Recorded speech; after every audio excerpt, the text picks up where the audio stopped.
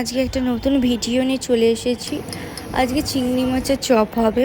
তো বেসনটা ভালো করে নুন আর লঙ্কা গুঁড়ো দিয়ে মাখিয়ে নিলাম। মশলা মাখিয়ে চিংড়ি মাছগুলো ভেজে নিয়ে এখানে রাখা আছে। এগুলো এক এক করে বেসনে দিয়ে ভাজা হবে।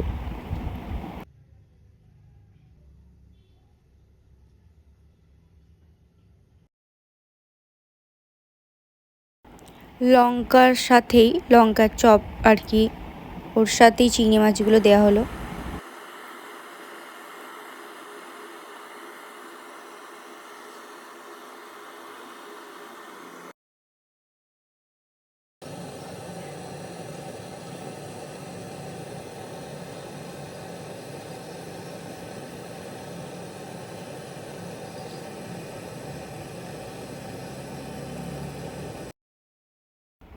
তো দেখতেই পাচ্ছেন আস্তে আস্তে কালার আসছে।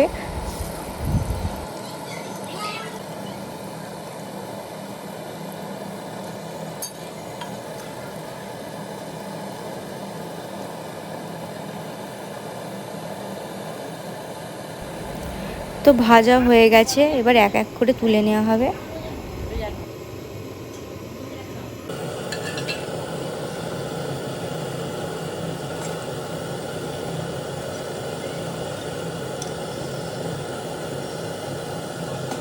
তো দেখতেই পাচ্ছেন চিংড়ি মাছের চপ কমপ্লিট।